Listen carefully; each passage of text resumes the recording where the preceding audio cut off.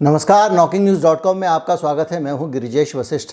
आज हम बात करेंगे श्रीलंका के बारे में। श्रीलंका में आर्थिक स्थिति बहुत ख़राब हो गई है वहां की, और अब लोग सड़कों पर उतर आए हैं। हज़ारों लोग कल राष्ट्रपति भवन के बाहर इकट्ठे हो गए। उन्होंने नारेबाजी की, आगजनी की, बसें जलाई, तोड़फोड़ की और सरकार से इस्तीफ़ा मांगा। ख़ासतौर पर वहाँ के राष्ट्रपति से इस्तीफ़ा मांगा।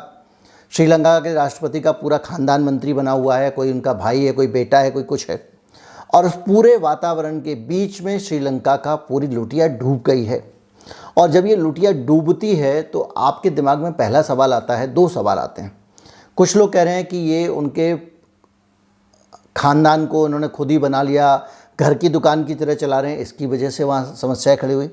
कुछ लोग कह रहे हैं कि जो आपने मॉडल चुना था, जिस तरह से आपने इस्लामोफोबिया को पूरी तरह से श्रीलंका में फैलाया था और जिस तरह से सत्ता हासिल की थी, वो आपने हासिल तो कर ली, लेकिन जो अपनी नाकाबिलियत के कारण उसको चला नहीं पाए। लेकिन जो स्थिति श्रीलंका की अभी तक जो सामने आ रही है, वो बता रही है कि श्रीलंका के हालात कैसे बिगड़े। लेकिन मैं इसकी सबकी ये सारी चीज़ें पेरिफेरल हैं।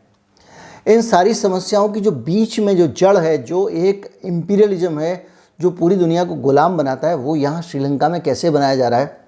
श्रीलंका में अमेरिकन इम्पीरियलिज्म का खेल कैसे चल रहा है और कैसे धीरे धीरे करके आपके पास गाली देने के लिए 100 चीज़ें हैं, लेकिन जो खेल हो रहा है श्रीलंका में, वो अंदर ही अंदर एक खेल चल रहा है। वो क्या खेल चल रहा है, किस तरह से श्रीलंका को गुलाम बनाने की कोशिश हो रही है, भारत को क्यों सावधान हो जाना चाहिए, इसके बारे में बात करेंगे। कहीं मत जाइए, चैनल को सब्सक्राइब कर लीजिए। मैं अभी हाजिर होता हूँ। ये वीडियो लाने में, आप तक पहुँचाने में एक श्रम की ज़रूरत होती है, बहुत मेहनत और प्रयास लगते हैं, और ये प्रयास और मेहनत ईमानदारी के साथ हम करते रहें। इसके लिए ज़रूरी है कि हमारे पास इसके लिए कुछ, हमारी मेहनत के लिए आप कुछ भुगतान करें। जो लोग सक्षम नहीं हैं उनके लिए कतई भुगतान की अपील नहीं है। और कम से कम इस दौर में, जब कॉरपोरेट के दबाव में सारा का सारा मीडिया है, ऐसे में हमारे जैसे इंडिपेंडेंट पत्रकारों को आपके साथ की बहुत ज़रूरत होती है। आप इसके लिए भुगतान कर सकते हैं। हमारा UPI ID डिस्क्रिप्शन में है, उसके ज़रिए आप भुगतान कर सकते हैं। इसके अलावा आपको एक बारकोड भी स्क्रीन पर कई जगह दिखाई देगा, उसका भी इस्तेमाल आप भुगतान करने के लिए कर सकते हैं। मैं अभी हाजिर हुआ।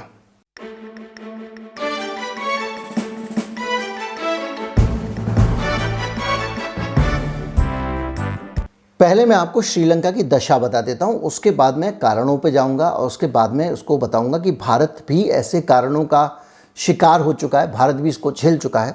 तो सबसे पहले मैं आपको श्रीलंका के हालात बताऊं। श्रीलंका 51 अरब डॉलर के कर्ज में फंसा हुआ है और उसकी जो लायबिलिटीज़ हैं वो लगातार बनी हुई हैं, और हालत ये है कि उसकी जो महंगाई है वो 17.5% के रिकॉर्ड लेवल पर पहुँच गई है। और 2.2 करोड़ की आबादी के सामने संकट खड़ा हो गया है। 5 करोड़ लोग गरीबी की रेखा के नीचे पहुंच गए हैं। 5 लाख लोग, माफ़ कीजिएगा। और हालत यह है कि वो जो 5 लाख लोग गरीबी की रेखा के नीचे गए हैं, उन लोगों के लिए जो गरीबी से निपटने के लिए अगले 5 साल का जो पैसा था वो भी ख़त्म हो चुका है। और इन सारी चीज़ों के बीच में श्रीलंका की हालत ये है, उसने हाल में भी कुछ देशों में अपने विदेशी निवेश जो मिशन होते हैं, मिशन मतलब जैसे दूतावास वगैरह होते हैं, वो इसलिए बनाए जाते हैं कि वहाँ से किसी को अगर आना हो तो वो देश से संपर्क करने के लिए देश का एक ऑफिस किसी और देश में जो बना दिया जाता है, वो उनको बंद करने पड़े हैं। और वही ऑफिस होता है जिससे आप देश में आ सकते हो। देश में आने की परमिशन, जो वीज़ा वगैरह जिसको आप कहते हैं, वो देता है, और बाकी चीज़ें, क्योंकि सरकार वहाँ का लोकल वेतन नहीं दे पा रही थी। अब श्रीलंका की आप बताते हैं दशा, 26 बिलियन डॉलर का इनका घाटा है श्रीलंका का, और इनके पास जो कुल विदेशी मुद्रा का भंडार है 1.56 बिलियन का विदेशी मुद्रा भंडार है। और इसकी जो दशा है वो ये है कि जहाँ जिसके पास ₹1.56 हों, ऐसे सरल समझ लीजिए, उस आदमी के पास में उसको सालाना जो ब्याज चुकाना है वो चुकाना है ₹7.30 का। यानी ₹1.56 जिसके पास हैं, उसको एक साल में ₹7.30 का ब्याज चुकाना है। यानी 1.56 बिलियन का उनके ऊपर मुद्रा भंडार है, विदेशी मुद्रा भंडार, जबकि उनकी जो साल की लायबिलिटी है वो 7.3 बिलियन की है। अब अगर हालत ये है कि उसको हर महीने $500 मिलियन चाहिए अपना कर्जा उतारने के लिए, और विदेशों से सामान मंगवाने के लिए। हालत ये है कि उसने अपना मार्च महीने में पिछले साल चीनी और तेल को निर्यात आयात करने पर रोक लगाई, किसी तरह उसको मैनेज किया, लेकिन नहीं हो पाया। जो वहाँ के नागरिक हैं उनसे कहा गया विदेश यात्रा मत करो भाई, विदेश जाओगे डॉलर खर्च हो जाएगा। जो लोग वहाँ श्रीलंका में रहते उनसे कहा किसी के पास फुटकर में डॉलर पड़े हों तो जाके वहाँ का जो सेंट्रल बैंक है उसने अपील की कि जाइए आप और अपने निकट की बैंक ब्रांच में डॉलर जमा करा दीजिए, देश को डॉलर की बहुत ज़रूरत है। और जो भी लोग थे जिनको विदेशों से सामान मंगाना था, कहा विदेशों से सामान मत मंगवाइए क्योंकि डॉलर खर्च हो जाएगा। और हालत ये है कि अब वो देश बहुत बुरी हालत में पहुंच गया है और उसका जो पब्लिक डेब्ट है, श्रीलंका का जो कर्जा है वो 94% है। 94% 2019 में था और अब वो कर्जा बढ़ के 119% हो गया है। किस चीज़ का 119%? जीडीपी का, जो उनका सकल घरेलू उत्पाद है उसका 119% कर्जा है उनके ऊपर। तो जब आपके ऊपर जितना कुल आप पैदा कर रहे हो, बना रहे हो, मेहनत कर रहे हो, उससे ज़्यादा आपके ऊपर कर्जा है तो आपका देश कैसे सर्वाइव करेगा। इसलिए बहुत सारी जो बड़ी बड़ी इंटरनेशनल एजेंसियां हैं, फिच है, मूडी है, इन सब लोगों का यह अनुमान है कि इस साल के अंत तक श्रीलंका दिवालिया घोषित हो जाएगा। अब जितनी बात मैं आपसे लगातार कर रहा हूँ, उन बातों के बीच में एक निचोड़ और एक जगह सबसे ज़्यादा ध्यान जाता होगा, वो चीज़ है dollar dollar dollar dollar. Sri Lanka के पास डॉलर कहाँ से आता था, पहले इस पे आएंगे, उसके बाद मैं आपको बताऊंगा कि डॉलर का कांड क्या है और खेला क्या है। वो ऐसे आता था कि श्रीलंका में बहुत सारे लोग, एक तो श्रीलंका मसाले एक्सपोर्ट करता है और बहुत सारे लोग विदेशों से श्रीलंका घूमने आते हैं। और जब घूमने आते हैं तो खर्चा भी करते हैं, और घूमने वालों में बड़ी संख्या में रूस के, यूक्रेन के सैलानी हैं। वो लोग बहुत घूमते हैं, रूस के लोग काफ़ी घूमते हैं। और जब वो घूमते हैं तो अच्छी तरह से टिकते हैं, ऐसा नहीं घूमते हैं कि जाके ताजमहल देख के लौट आए। वहाँ रुकते हैं, वहाँ महीनों महीनों पड़े रहते हैं और पूरा उस टूरिज़्म का वो आनंद लेते हैं। तो उससे उनको बहुत सारा पैसा विदेशी मुद्रा के तौर पे मिल जाता था। कोरोना नाम की जो दुनिया में महामारी आई, उसके ज़रिए जो आर्थिक मैनेजमेंट पूरी दुनिया से करवाया गया, उसके परिणाम स्वरूप फ़्लाइट्स बंद हो गई और श्रीलंका के पास पैसा आना बंद हो गया, यानी डॉलर आना बंद हो गया। इसी तरह से बहुत सारी चीज़ हुई और इस समस्या को समझने के लिए उसने अपना एक बंदरगाह श्रीलंका के दक्षिण में, यानी भारत के दूसरी तरफ हम्बनटोटा, उसको हम्बनटोटा को इन्होंने चीन को 99 साल की लीज़ पे दे दिया। यानी आपके वहाँ पे भारत के पड़ोस में एक श्रीलंका के पास में बंदरगाह आ गया, चीन के पास में, और अब वो भी आर्म टेस्टिंग कर रहा है। अब समस्या ये हो गई है कि सारा खेल डॉलर के आसपास सिमट गया है। दूसरे विश्व युद्ध के बाद से अमेरिका ने बहुत सारे दांवपेच चलने शुरू किए और वो दांवपेच ये थे कि पूरी दुनिया में डॉलर को अंतर्राष्ट्रीय मुद्रा बना दिया जाए, यानी दुनिया को अगर जीना है तो वो डॉलर से जिएगी। और ये बनाने के लिए कई तरीके अपनाए गए। उनमें से एक तरीका था कि अंतर्राष्ट्रीय व्यापार को डॉलर से जोड़ दिया गया। जो वेस्टर्न देश थे, सारे देश थे, वो कहते थे हम डॉलर में अंतर्राष्ट्रीय व्यापार करेंगे। पहली चीज़ तो ये हुई नाटो के ज़रिए, और दूसरे ज़रियों से इन्होंने बहुत पहले ही अपनी नेटवर्किंग की हुई थी सारे यूरोपियन कंट्रीज़ के साथ में। अब डॉलर की ज़रूरत ज़्यादा से ज़्यादा पड़े, आपको डॉलर बहुत चाहिए, इतना सारा डॉलर ज़रूरत पड़े, डॉलर के बगैर दुनिया में किसी देश का काम ना चल पाए, तो इन्होंने क्या किया, इन्होंने इसका खेल खेला। इन्होंने इस ओपन इकोनॉमी, खुली अर्थव्यवस्था का एक फुंतरू छोड़ा। ये एक ऐसा कुचक्र है जिसमें मैं आप समझेंगे अभी। तो इन्होंने खुली अर्थव्यवस्था का एक फुंतरू छोड़ा, तो उसमें क्या हुआ कि जो देश जो चीज़ ज़्यादा अच्छी बनाता था वो वहाँ बनने लग गई। जैसे हमारे यहाँ पे कारें, हमारे यहाँ एम्बेसडर और वो फिएट बना करती थी, वो बहुत ज़्यादा अपग्रेड नहीं हो पाई, तो हम लोगों ने सुजुकी से कार लेनी शुरू कर दी, कोलैबोरेशन के ज़रिए वो यहाँ पे आ गए। या जो देश जो चीज़ बनाता था, पेप्सी, कोक, जिसको जहाँ जाना है वो आता चला गया। तो जब वो आता है तो उस प्रोसेस में क्या हुआ कि लोगों की आत्मनिर्भरता देशों की कम होती चली गई। भारत एक ज़माने में 80% चीज़ें खुद ही बनाया करता था जब तक इंदिरा गांधी जिंदा थी, और इसी तरह से सारे देश जो है वो अपना अपना आत्मनिर्भर थे। लेकिन इन्होंने क्या किया, 90 के आसपास एक ऐसा जादू चलाया, और जादू ये चलाया कि अब आपको जो भी चीज़ चाहिए वो आपको बाहर से लेनी पड़ेगी। क्योंकि जैसे भारत है, भारत को दवा बनानी है तो दवा का जो सॉल्ट है वो चाइना से आएगा। दुनिया को अगर गेहूं चाहिए तो वो रूस से आएगा। भारत को सूरजमुखी का तेल चाहिए तो यूक्रेन से आएगा, रूस से आएगा। तो क्या हुआ कि पूरी दुनिया को एक देश बना के एक बाजार बना दिया और सबको एक दूसरे के ऊपर निर्भर बना दिया। ये जो अर्थशास्त्र का गेम था एक दूसरे के ऊपर निर्भर बनाने वाला, इस निर्भर बनाने वाले गेम में सबसे बड़ा जो की कंपोनेंट था वो ये था कि आप एक दूसरे के ऊपर निर्भर तो हैं, लेकिन वो एक दूसरे के ऊपर जो निर्भर जो ब्रिज था सबके बीच में वो डॉलर का था। यानी आप ठीक है, आप सनफ्लावर ऑयल भले ही यूक्रेन से खरीदेंगे डॉलर में। तो ऐसी स्थिति में हर देश को डॉलर चाहिए थे।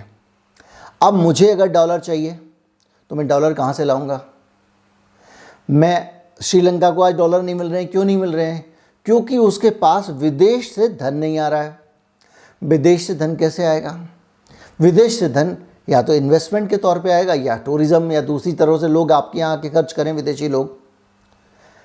अब मैं आपको भारत के इतिहास में लेके जाता हूँ। हमारे साथ भी श्रीलंका की तरह के ही हालात बने थे। चंद्रशेखर भारत के प्रधानमंत्री थे। हमारे पास हफ्ते भर के भी डॉलर नहीं बचे थे जैसा आज श्रीलंका के पास हैं। और हमको अगर कुछ भी विदेशों से खरीदना है तो उसके लिए हमको डॉलर चाहिए। पेट्रोल पंप 7 बजे बंद कर दिए जाते थे। ये कानून इस देश में बनाया गया ताकि पेट्रोल की खपत कम हो।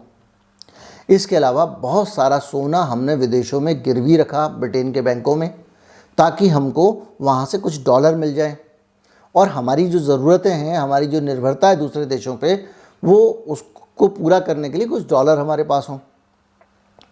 और यही स्थिति आते आते बहुत हालात बिगड़ गए थे। उसके बाद में भारत में IMF और वर्ल्ड बैंक की एंट्री होती है, जो श्रीलंका में होनी बाकी है। IMF और वर्ल्ड बैंक जो है, वर्ल्ड बैंक का तो काम जो है वो पुनर्निर्माण का है, सामाजिक विकास दूसरे नाम पे, इंफ्रास्ट्रक्चर डेवलपमेंट पे, बांधे बनाने पे, इसके नाम पे वो लोन देता है और वो चीज़ें गिरवी रखता चला जाता है आपकी। और दूसरी तरफ से क्या हुआ कि हमारे जो अपने देश के की जो स्थिति थी उसमें हमको IMF ने और अमेरिका ने कहा कि भाई बचना है तो अब दरवाजे खोलो। बहुत हो गया कि ईस्ट इंडिया कंपनी आई थी, उसने आपके ऊपर कब्जा किया था। अब कब्जा किया था जो भी किया था, लेकिन अब आपको विदेशी कंपनियों को भारत में खोलना पड़ेगा। याद कीजिए, मनमोहनोमिक्स नाम से एक शब्द आया था। खुली अर्थव्यवस्था, खुलापन, ओपन मार्केट की बात हुई थी। और उसका नतीजा ये हुआ कि भारत में मनमोहन सिंह जी को वित्त मंत्री बनाया गया। मनमोहन सिंह जी का बैकग्राउंड क्या था? इससे पहले कोई मंत्रालय, कोई पॉलिटिकल, कोई चुनाव जीता था? नहीं। उनका बैकग्राउंड था, वो वर्ल्ड बैंक में रहे थे। वो उस वेस्टर्न अर्थव्यवस्था के प्रतिनिधि थे। क्योंकि IMF के बारे में ये माना जाता है कि जब भी ये किसी देश को रेस्क्यू करने जाता है तो उसको 2 तरह से रेस्क्यू करता है। या तो उसको ये लोन देके और अपने कर्ज के जाल में ऐसा लपेटता है कि एक एक करके उस पूरे देश को खा जाता है, और आखिर में उस देश को मजबूर करता है कि वो अपनी जो संप्रभु नीतियां हैं, किसी देश की अपनी स्वतंत्र नीतियां हैं, उन नीतियां को छोड़े और वो इनकी बताई हुई नीतियों पे चले। यानी जो देश की अपनी क्षमता है, अपने फैसला लेने की जो अपनी एक ताकत है, अपने देश के बारे में हम कानून बनाएं, हम फैसले करें, वो आपकी निर्भरता दूसरों पे बढ़ जाती है। अमेरिका किस तरह से सुपर पावर बना, उसने किस तरह से देशों को अपनी उंगलियों पर नचाना शुरू किया, ये एक किताब है, एक ऑडियो बुक है जो कुकू FM पर उपलब्ध है। इस ऑडियो बुक के ज़रिए आप जान सकते हैं कि किस तरह से अमेरिका ने पूरी दुनिया पे अपना कब्जा जमाया, अपना साम्राज्य कायम किया। और इस तरह की ऑडियो बुक्स बहुत सारी कुकू FM पर उपलब्ध हैं और उन ऑडियो बुक्स को आपको एक्सेस करना है, ख़रीदना नहीं है। देखिए, 1000 ऑडियो बुक्स हैं इस प्लेटफॉर्म पे और 1000 ऑडियो बुक्स पढ़ने के लिए आप सिर्फ एक किताब जितना आपको पैसा देना है। 399 रुपये की मेंबरशिप है कुकू FM की। और लेकिन जो हमारे दर्शक हैं नॉकिंग न्यूज़ के, उनके लिए ये 50% डिस्काउंट पर मिल रही है। यानी आप कुकू FM की मेंबरशिप लेते हैं तो 399 रुपये के स्थान पर आपको सिर्फ 200 रुपये देने होंगे। KN50 कोड है, कोड आपको नीचे डिस्क्रिप्शन में भी मिल जाएगा। और ऑडियो बुक्स जो हैं वो क्या है, वो एक जानकारी हासिल करने का एक सरल तरीका है जिसके ज़रिए आप अपना काम काज करते हुए कम समय में, एक तो उसका समय बहुत कम लगता है, वहाँ बहुत सारी बुक समरी भी हैं, जैसे कि आप 10 मिनट में पूरी किताब के बारे में जान लीजिए, 5 मिनट में जान लीजिए। तो वो आप लगातार अपना काम करते हुए, सुनते हुए, अपने खाना बनाते हुए, ड्राइव करते हुए, दफ्तर के काम करते हुए आप सुन सकते हैं। कुकू एफएम की जो ऑडियो बुक्स हैं उसका खजाना लगातार बढ़ भी रहा है, इनकी रेटिंग्स भी काफ़ी अच्छी है। इस वीडियो के प्रायोजक भी कुकू एफएम ही है। तो भारत में भी यही किया इन्होंने, मनमोहन सिंह जी के ज़रिए हमारे देश में उस नीति को घुसाया गया, नरसिंह राव को प्राइम मिनिस्टर बनाया गया। अब ये इत्तेफाक रहा क्या रहा, कुछ लोग कहते हैं हत्याओं के पीछे इसकी साजिश उसकी साजिश, किताबें भी लिखी गई हैं, बार बार मैं दोहराना नहीं चाहूँगा। इंदिरा गांधी की हत्या में अमेरिका की CIA की साजिश बताते हुए कुछ लोगों ने किताब लिखी है, बहुत बड़े लोग थे, उनके ऊपर डाक टिकट भी छपा है और वो स्वतंत्रता सेनानी भी थे।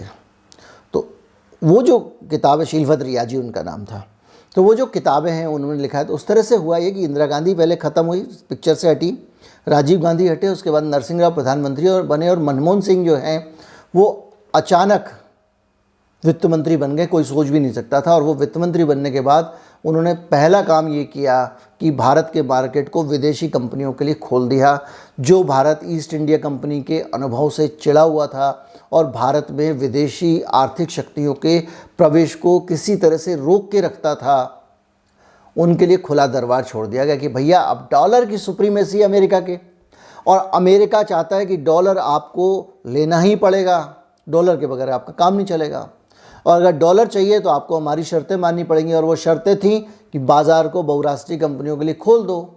अब नतीजा ये हुआ है कि सारी मल्टीनेशनल्स कंपनियां एक एक दो दो चार करके भारत में आ रही हैं। जब मल्टीनेशनल कंपनी आएगी तो वो आपके यहाँ पे डॉलर लेके आएगी, जो फैक्ट्री लगानी है उसको या कुछ करना है तो डॉलर लेके आएगी ना, या आपके यहाँ से शेयर भी खरीदेगी किसी कंपनी के, डॉलर लेके आएगी। तो इस तरह से आपके पास विदेशी मुद्रा का भंडार थोड़ा बढ़ जाता है।